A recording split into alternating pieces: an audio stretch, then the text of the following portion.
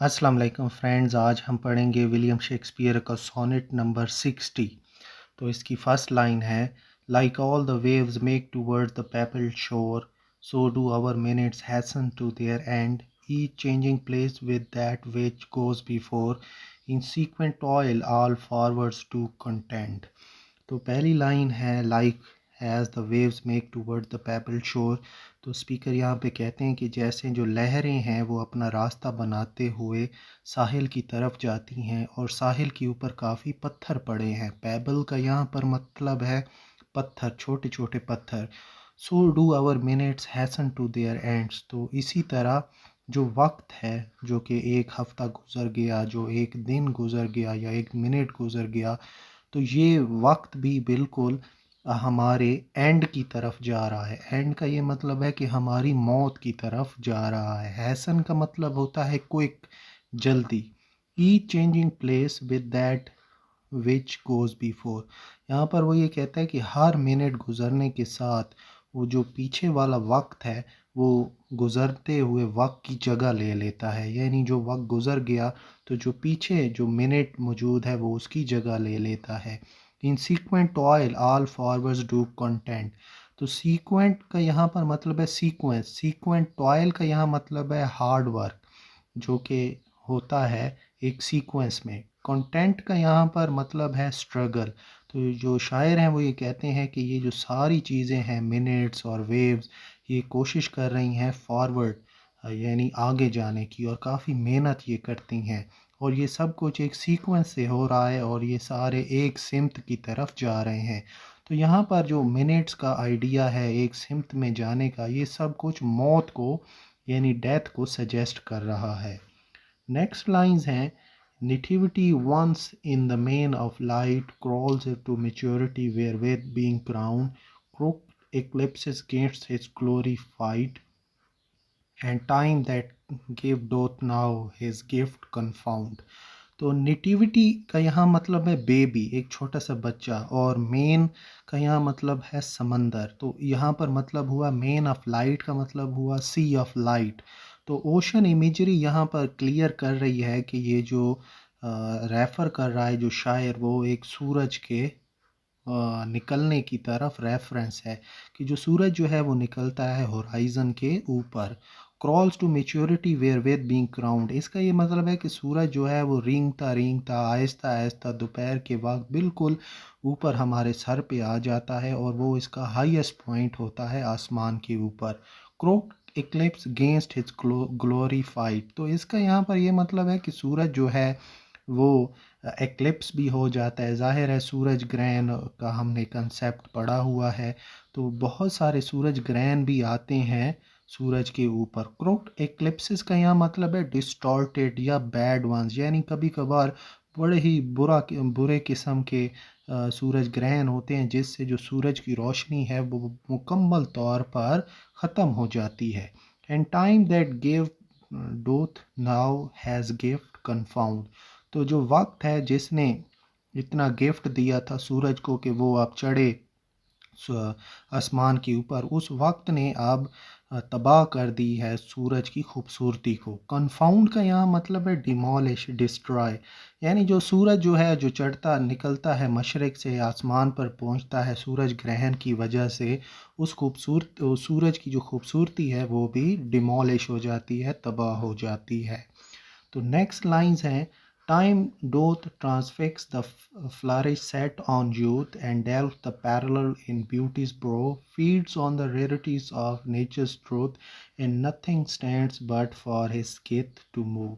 तो यहाँ पर ट्रांसफिक्स पहली लाइन में इसका मतलब है पीरियड्स, सरायत कर जाना। जो वक्त है वो जवानी को, शान शौकत को, खूबसूरती को, वक्त को तबाह कर देता है, और सारी जो चीज़ें हैं वक्त के साथ वो डिस्ट्रॉय हो जाती हैं।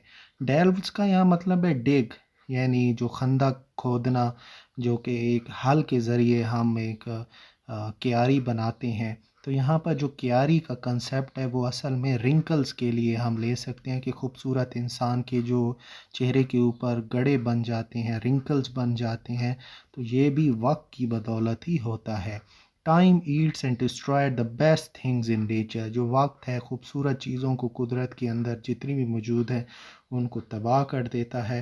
And time destroys the valuable things in nature's reality.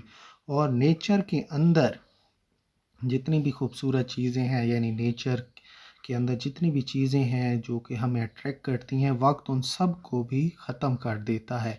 And nothing stands but for his scythe to move.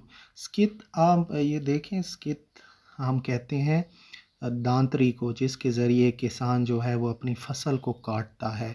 तो यहाँ पर ये मतलब लिया गया है कि जो वक्त है ये वही दांतरी है जो कि दुनिया के अंदर जितनी भी खूबसूरत चीज़ें हैं उनको डिस्ट्रॉय कर देती है।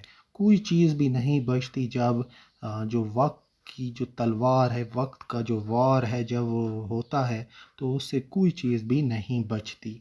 तो यहाँ पर हमें डिस्ट्रक्शन दिखाई गई है जो कि वक्त लाता है दुनिया के अंदर। तो आखिरी लाइन है, and yet to times in hope my words shall stand praising thy worth despite his cruel hand. तो यहाँ पर हम ये देखें कि yet to times in hope my words shall stand. तो आने वाले फ्यूचर में उसकी जो पोइट्री है वो स्टैंड आउट करेगी, वो उसकी पोइट्री जो है वो मौजूद रहेगी आने वाले फ्यूचर में। आखिरी लाइन में वो ये कहता है कि उसकी जो पोइट्री है वो तारीफ़ करती रहेगी उसके दोस्त की वैल्यू की, उसकी कदर की। हालांकि दुनिया के अंदर जो वक्त का क्रूअल हैंड घूम रहा है, यानी दुनिया के अंदर वक्त जो है वो तबाही मचा रहा है, लेकिन इस सब के बावजूद विलियम शेक्सपियर की जो शायरी है वो तारीफ़ करती रहेगी। किसकी तारीफ़ करती रहेगी? ये जो दाए का वर्ड है, ये दाए सिग्निफाई कर रहा है विलियम शेक्सपियर के दोस्त को, विलियम शेक्सपियर के बिलवेड को। तो इस तरीके से चलें, अब हम समरी कर लेते हैं इस सोनेट की। तो स्पीकर कहता है कि वो बहुत कंपेयर करता है गुज़रते वक्त को, जो कि इंसान वक्त गुजारते हैं, इनको कंपेयर कर रहा है समंदर की लहरों के साथ। हर लहर के फ़ौरन बाद एक और लहर आ जाती है, हर मिनट के बाद एक और मिनट आ जाता है, और ये सारे जो लहरें हैं ये जा रही हैं साहिल समंदर की तरफ। तो सूरज जो है वो निकलता है मशरिक़ से, अपनी जगह बनाता है दोपहर के वक्त बिल्कुल आसमान के मिडल सेंटर में। लेकिन ये जो सूरज है, इतना जो खूबसूरत सी चीज़ है जो कि अल्लाह ताला ने, गॉड अलमाइटी ने बनाई है, इसकी खूबसूरती भी ख़त्म हो जाती है जब सूरज ग्रहण होता है, जब इक्लिप्सेस होते हैं, जब सूरज की रोशनी जो है वो मांद पड़ जाती है, धुंधली पड़ जाती है, और जो वक्त है वो हर चीज़ को तबाह कर देता है। Time destroys everything.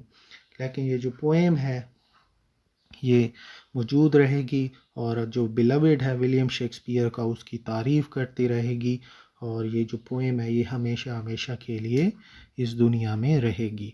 तो फिर यहाँ भी आप ये देखें कि सोनेट 60 के अंदर भी वही कंसेप्ट आया है। विलियम शेक्सपियर जो है दोबारा से बहुत सारी चीज़ों को कंपेयर कर रहे हैं कि समंदर की लहरें जो हैं किस तरीके से साहिल की तरफ जाती हैं। वक्त जो है वो हर खूबसूरत चीज़ को मिटा देता है। वक्त जो है, इवन के जो सूरज है, सूरज भी निकलता है दोपहर के टाइम भी होता है, दोपहर के टाइम भी, लेकिन जो एक्लिप्सेस हो जाती हैं, जो कि सूरज ग्रहण हो जाता है, उससे भी इसकी खूबसूरती ख़त्म हो जाती है। लेकिन जो बिलवेड है विलियम शेक्सपियर का वो मौजूद रहेगा इसकी शायरी में, और ये कभी भी नहीं मर सकता।